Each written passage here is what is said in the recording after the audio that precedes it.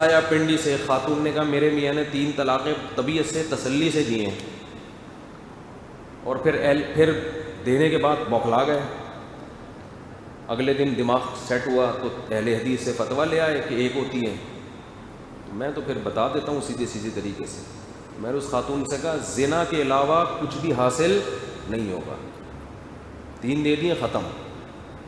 اب بیچاری کا پورا خاندان بائیکاٹ کر رہا ہے، ماں باپ کہہ رہے ہیں گھر میں آنے کی اجازت نہیں ہے کہ جب فتویٰ لے آیا تو کیوں؟ میں نے کہا وہ فتویٰ کالعدم ہے، نبی کا فتویٰ بھی ہے 3 ہوتی ہیں، صحابہ کا بھی، 4 اماموں کا بھی، قرآن کا بھی، سب کا یہی فتویٰ ہے۔ یہ پتہ نہیں کہاں سے نکالا ان لوگوں نے۔ تو اس خاتون میں اللہ کا خوف، اس نے پھر دارالعلوم کرنگی سے فتویٰ لیا اور بھی دیگر اداروں سے، سب نے دیا کہ بھئی حرام ہو گئی ہے۔ تو میں نے ان سے کہا کہ ان میں سے کسی کی بات نہ ماننا۔ کہہ رہی ہے شوہر چھوڑ نہیں رہا، پھڈا ہو جائے گا، لڑائی ہو جائے گی، جھگڑا ہو جائے گا۔ تو میں نے کہا کہ اس فتوے کی بیس پہ آپ عدالت سے خلا لے لیں۔ عدالت کا خلا تو اکثر کالعدم ہوتا ہے، لیکن آپ کے پاس ایک بیس ہے اس کی۔ اور پھر بھی اگر گھر والے آپ کو مار پیٹ کے وہاں بھیج رہے ہیں شوہر کے پاس اور شوہر بھی نہیں چھوڑ رہا، تو کسی NGO سے رابطہ کریں، وہاں چلی جائیں۔ زنا سے بچنے کے لیے جو کچھ ممکن ہو وہ بولو فرض ہے۔ ہماری نظر میں اس اہل حدیث کے فتوے کی حیثیت 0 ہے، میں اختلاف ہے ہی نہیں، یہ بنایا گیا اختلاف۔ اہل حدیث حضرات کو یہ بات سن کے بہت تکلیف ہوتی ہے، بہت غصہ کرتے ہیں، تو آ جائیں بیٹھ کے بات کریں، میں اس پہ آپ سے بات کرنے کے لیے تیار ہوں۔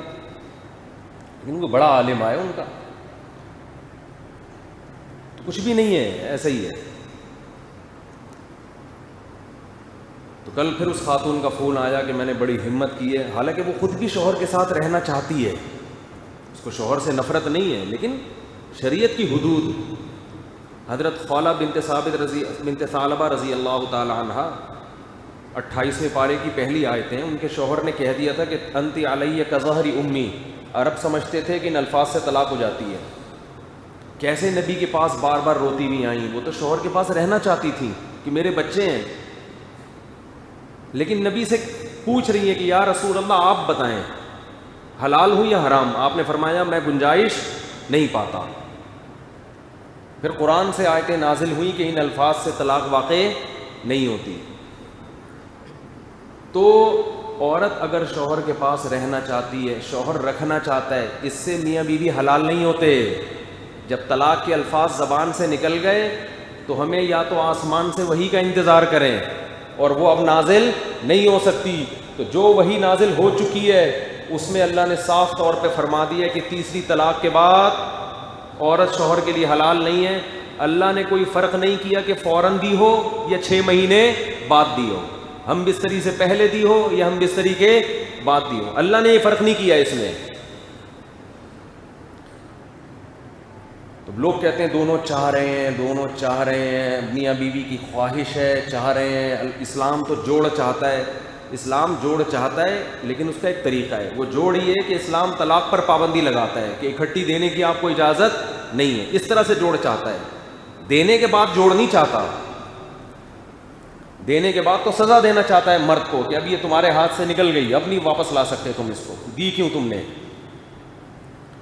خیر یہ موضوع تو میں کئی بار، کیونکہ اہم موضوع ہے اور اس کی کثرت بہت ہو رہی ہے، اس لیے میں بار بار چھیڑتا ہوں اس کو۔